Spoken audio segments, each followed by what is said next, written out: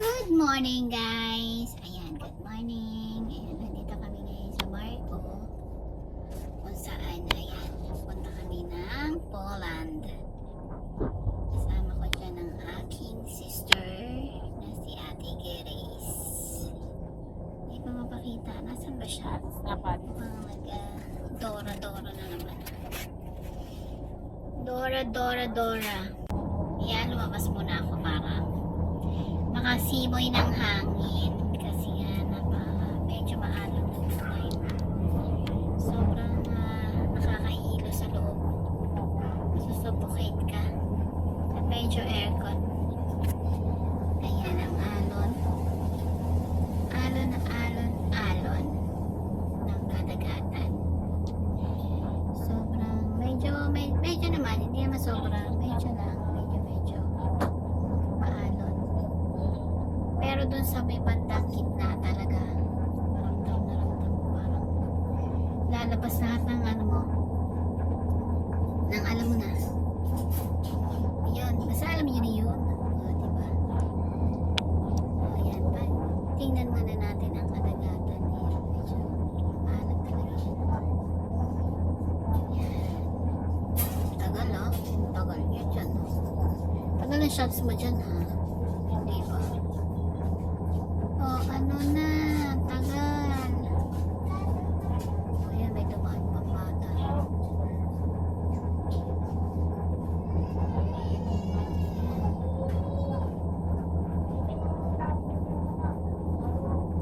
Walang sounds kasi ito yung bunganga ko eh. Nangangawa ngayon. Okay. Breathe the air. Let me breathe the air.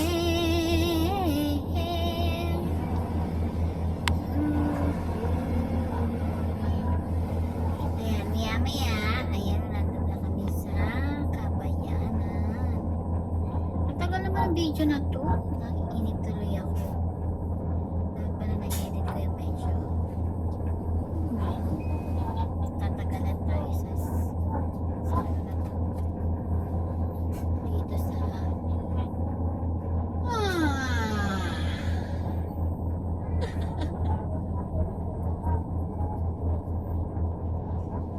ayan. So, ayan, enjoy na lang ang dagat. Enjoy.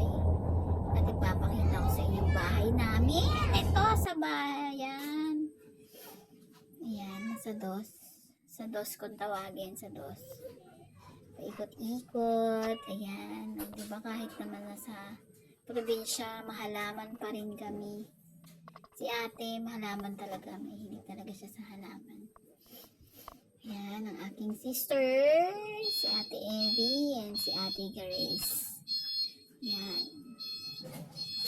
Ito naman, yung papunta na kami sa farm. Medyo malayo-layo pa talaga yan. So, nagtrasakay muna kami ng nasira ang voice ko.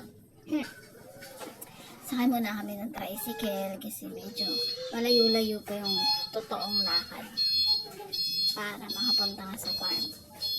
Ito, yung driver namin, si Kuya Eddie yan. Happy naman yung life niya, kaya hindi siya kumakanta ng napakasakit. Kuya Eddie, go Kuya Eddie. Kayang-kaya ng tricycle mo yan. Alam ko naman, magaling yung tricycle mo. Ilang beses na kami sumasakay dyan. Kaya naman, bilib na bilib kami sa sakyan mo. Ayan, o sige pa. Brum pa more. Ayan, sige. Yan si Bechay na naman. Yung buhok niya, hindi na naman talaga niya nagsusuklay. Wala talaga siyang baon suklay dyan. Kahit naman may baon pati. Hindi naman siya nagsusuklay. Yala, sige kuya, konti na lang. Malapit na. Sige. Brum pa more. Ayan. O, isilip ka pa ha. Ayan. O, kita na yung sa ano. Dati nung maliit pa ako, yung kalsada na yan, walang ibang nakakadaan kundi talagang tao lang. Hindi pwedeng magkaroon ng sasakyan kasi lubak-lubak. Talaga napaka mabato-bato siya. Pero yung view Mas maganda noong baby pa talaga ako. Ay, baby pa ako. Naman baby, yung nakaka-intindi na ng buhay-buhay. Hanggang grade 6 kasi ako dyan sa lugar na yan. Ayan. Ayan na, nasa tuktok na kami ng suwe. Ang tawag namin dyan si Ma. Sa tuktok ng suwe. Nilikod, iniandar pa ni kuya dyan. Pero usually talaga hanggang doon lang siya. Pero inandar niya pa hanggang doon. Tapos, yan tubig na yan, hindi ilog yan. Yan parang tubugan ng mga kalabaw, ganun, baha. Hindi, tawag dyan. Danaw kasi tawag sa amin yan eh. Tapos, yan, dyan dito banda, bababa na kami dyan. Dito na kami magsisimula ng adventure papunta doon sa farm. Yan, stop muna natin dyan. Tapos, mag-review ulit tayo ng bago. Mag-play ulit tayo. Ayan na! Ang ate Dora ko. Ay, hindi, si ate Grace yan. Ayan. At yung kanyang aso, si Pulgoso. Ay, hindi.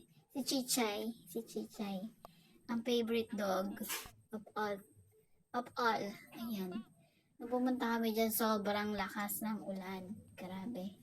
Pagkatapos namin sa barko, nagpahinga lang kami ng mga 3 hours. Tapos, sabak na kami dyan. Yan. Sinong gustong mag-hiking dyan, habang hindi pa nadidevelop yung farm, hindi pa masyadong develop. Free pa! Kung gusto nyo, send kayo ng message sa akin. Punta tayo. Ayan, ito na yung first ilog. Bali, 6 na ilog yung ating dadaanan bago natin marating yung farm. So, pag mabagal kang maglakad, ay parang mga 1.5 hours ang lakad. Pero pag mabilis-bilis, 1 hour. Pag mabilis na mabilis, ay 35 to 45 minutes. Ayan. Yan, ate ko yung nasa huli. Ate Evie. Ito si ate Grace. Ayan. At the age of 68 years old, tingnan mo. Napakagaling pa niyang lumakad sa kaputikan. Aha, diba? Dyan daw ang daan. Dito ba? Dito. Ate, Dora ka nga. Alam mo yung daan. Sige, go. Go lang ng go. Ayan. Yung camera natin dyan, naka-waterproof. Kasi ito, bara talaga malakas ang ulan. Dami naman, kita mo naman. Nakapayong pa kami to the maximum levelations. Ayan. Tinan mo ang ayan, pang ilan ng pailan ng ilog to. Hindi ko na nasundan kasi ang hirap mag-video. Kasi nga yung kamay ko, ang daming dala. May dala sa kaliwa, may dala sa kanan, may dala sa likuran, ganun. Ganun talaga pagka pupunta ka sa farm, dapat marami ka ng dala. Ibit-bit. Kasi nandun na yung pagkain mo for the whole week. So, hindi ka na bababa kasi yan, tinan mo. Tinan yung daan ngayon. Napakahirap. Ako nag-iisip ako dyan kung saan ako tamang daan. Yung hindi ako madudulas kasi pag sigurado pag nadulas ako, ay, sabi ko sa iyo, yung mga dala ko tanggal sa katawan ko. Ayan. Yung ate ko nahuli kasi yung nakabota siya. Pagbaba niya ng ilog, yung bota niya punong-puno ng tubig. Kaya tumitigil muna siya kada ilog para tanggalin yung nasa bota niya. Nakita nyo naman guys yung putik, pero nakaka-excite lang kasi maganda yung pupuntahan mo. Yan. Saka nare-reminisce mo lahat ng mga childhood memories, ganun. So, pang ilan ng ilog ito, yan. Hindi ko na talaga siya nasundan, pero 6 na ilog na maliliit lang naman. Maliliit lang yung tatawiran, hindi masyado.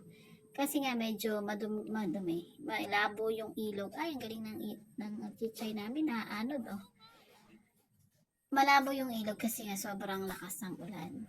So, hindi naman pwedeng hindi pumunta sa farm. Kasi, nandun yung kuya ko naghihintay doon sa amin. Yan. Yung kuya ko na hindi ko pa nakikita ng ilang taon, almost 15 years, na first time ko ulit, after 15 years, ngayon lang ulit kami magkikita. Kaya talagang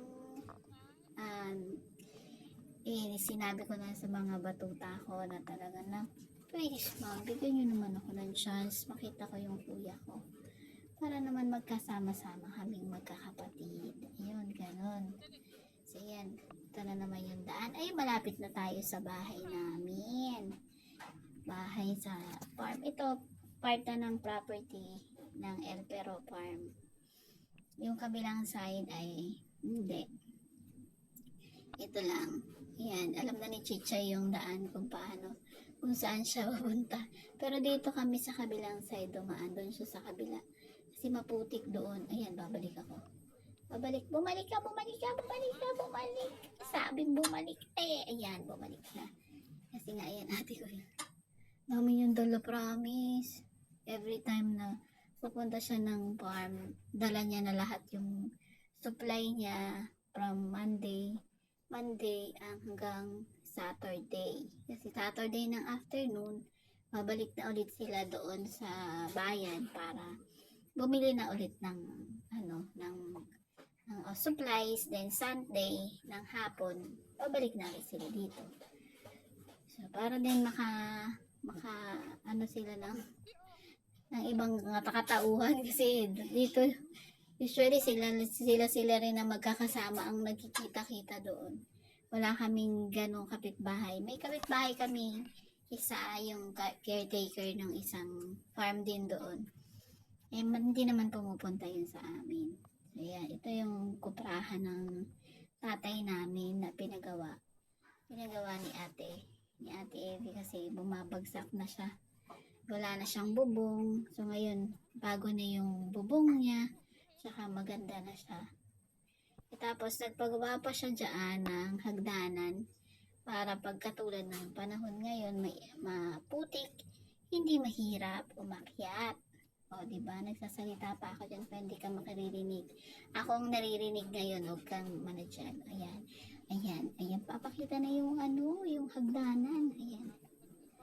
O, di ba parang bahay na din, malaki-laki na din. Si Ate Dora naiwan. Ay, Ate Grace yun, si Ate Grace. O, ate? Carry pa ba? Carry. Ayan. Ito yung hagdanan, unang hagdanan. Kasi pagka hindi nilagyan ng ganyan, si Ate Grace kasi is super, hindi naman siya bata na para hindi, pag nadulas, alam niyo naman, pag nadulas sa mga kasing age niya, mahirap na. So, kailangan protected siya sa mga ganitong mga pangyayari. Dulas-dulas, ganyan. Ayan, so ito yung pangalawang hagdanan para makarating kami doon sa bahay talaga. Pero ito, property na ng El Pero Farm. Ayan. Akyat na. Hindi alam. Dito palang hirap na ako. Kasi talagang pabundok siya. Pabundok talaga siya. Hirap ako dyan. Kaya pagdating ko dyan sa wigit, stop muna. Stop. Kasi talaga, nakakapagod. Buti na lang yung aming dog. Napakagaling. Walang kapagod-pagod. Nagtatakbo pa siya. Ramdam na ramdam ko kahit nanonood lang ako ngayon. Ramdam na ramdam ko pagod. Ayan. Kaya kailangan magpagawa si ate ng upuan dyan. Ayan. Para upo naman. Ito, pangatlong hagdanan na pinagawa ni ate.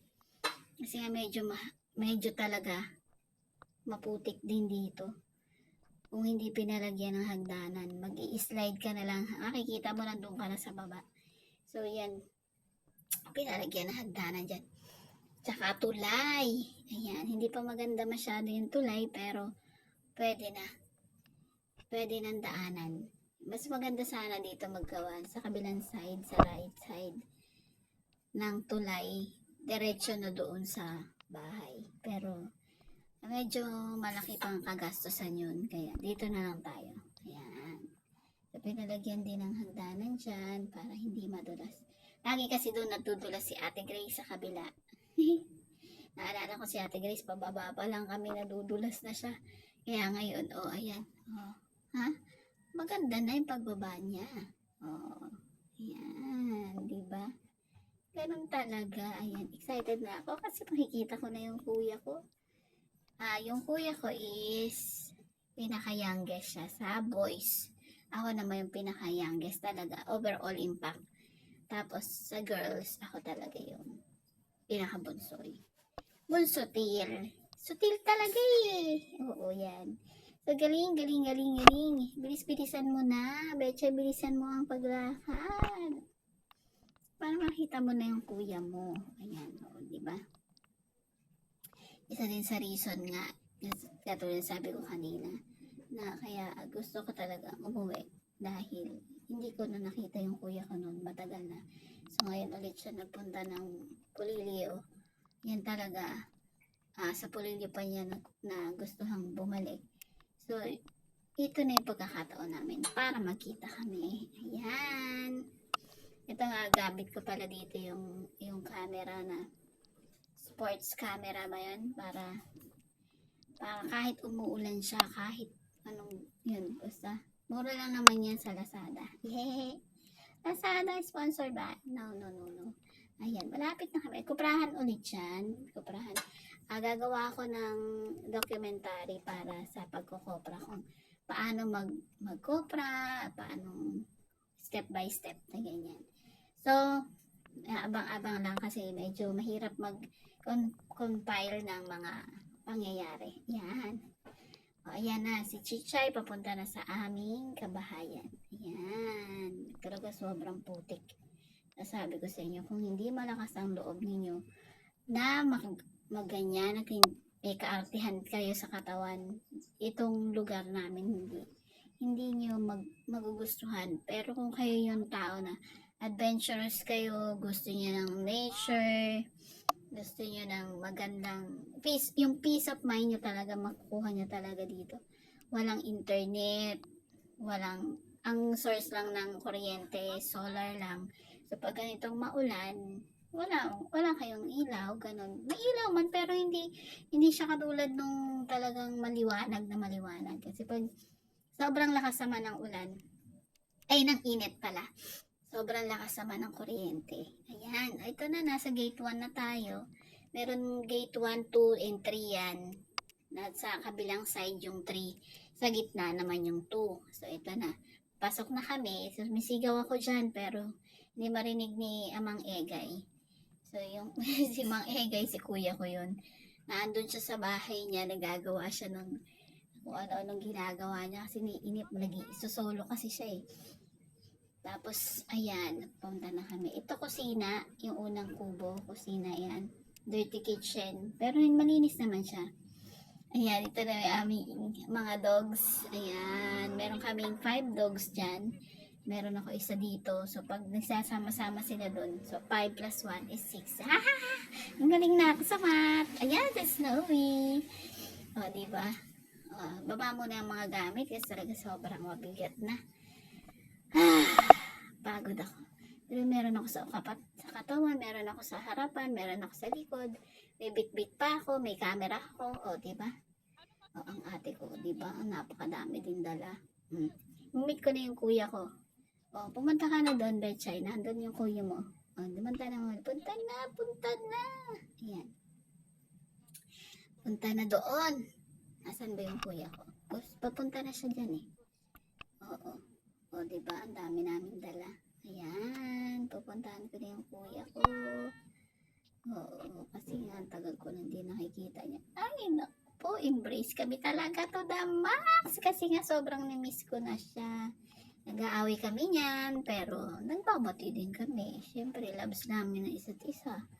Loves namin kasi ilan na lang naman kami, tapos mag-aaway pa, di ba? Ay, naku, naiiyak ako. Ay, hindi. Ayan ang ate ko, embrace. Ay, tagal din namin din nagkita. Pinagmamalaki niya yung kanyang, ginawang hollow block. Gumagawa na din siyang hollow block dyan sa bahay niya. Kasi sobrang inip niya. Ay, nangulangot pang bro. Sa sobrang inip niya, ayan. Kung ano-ano lang ang pinagkukutingting niya. Hindi rin naman magagawa ang magtanim kasi sobrang ang lakas ng ulan. So, tingnan natin. Ito yung bahay niya. Ayan. Pinagawa niyang bahay. So kami plano namin ni Ate Bubot, yung isa pa namin kapatid. Dito naman kami sa left side. Magpapagawa. Pupunuin namin ang bahay yan. Tapos aparentahan namin. Sana nga, ganun. Ay, naku, miss na miss ako ng aso. Ite, ang aso ko. Dati siya dito sa Bulacan. Tapos dinala ko siya dyan. Ayan, nagustuhan naman niya. Buti na lang. O hindi, babalik ka dito sa Bulacan. Mag-isa ka. Charas. Ayan, napasok tayo sa bahay niya. Bahay ni Kuya. Ayan. Papakita ko yung kanyang ginawang hollow block. Nasaan na ba yung hollow block na yan? Hindi ko na makita. Ayan! O, diba? Perfect! Perfect na sana. Kaya lang, hindi ko nakuha ng camera. Dinurog ng aso namin. Dinurog naman siya. Ayan. O, diba? Aakit ba ako dyan? Tingnan ko nga.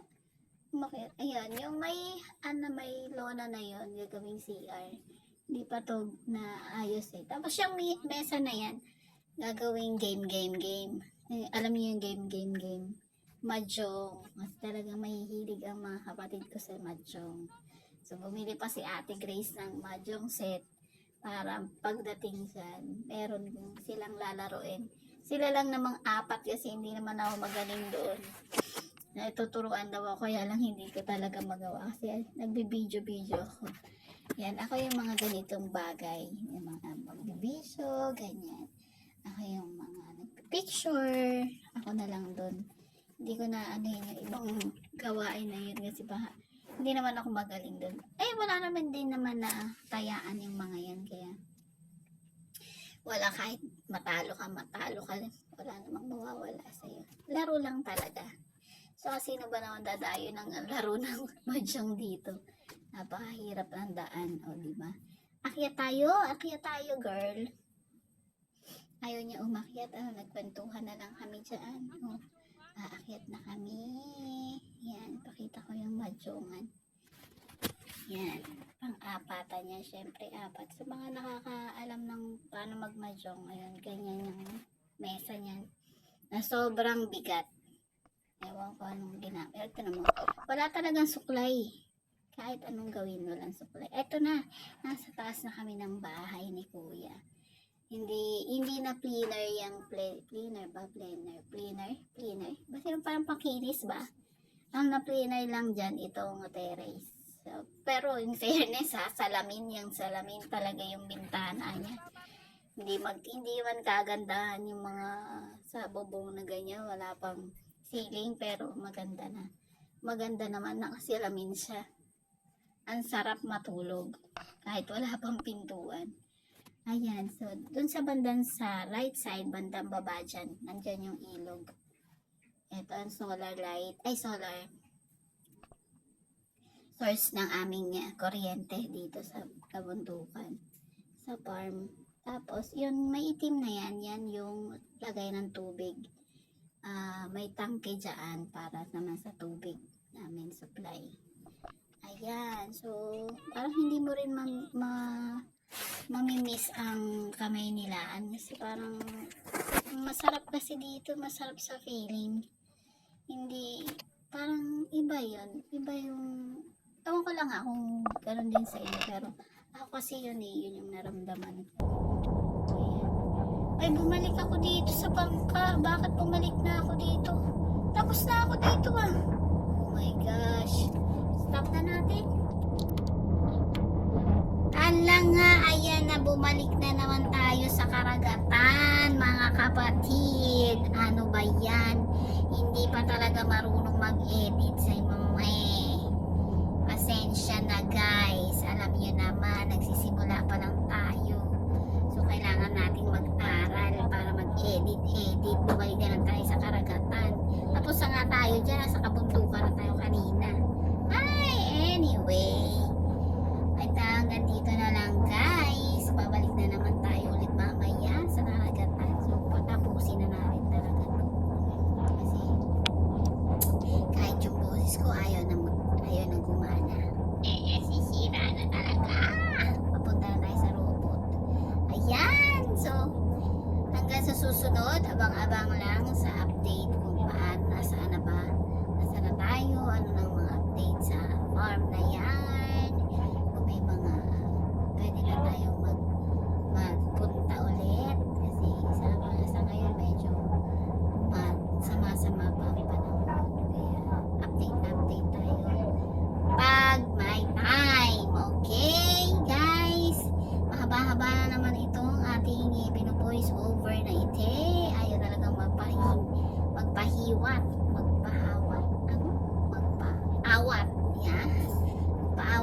karagatan. Gusto niya ipakita yung kanyang ganda. Ang ganda ng kanyang karagatan na yan. Kaya, nakatapos na tayo dyan kanina. Ayan, bumalik na naman. Talaga naman. Paulit-ulit. Jolit-jolit. Then ganyan. Ulit-ulit. Ulit-ulit. Kaya matatapos to. Parang wala sa pagkatapos ha. Mamaya naman mag-update tayo ng mga kaganapan sa farm. Dahil una, nagpunta ako doon para sa kuya ko. And then, may birthday celebration din yung kapatid ko, si Ate Evie. So, hanggang dito na lang guys! And 5, 4, 3, 2,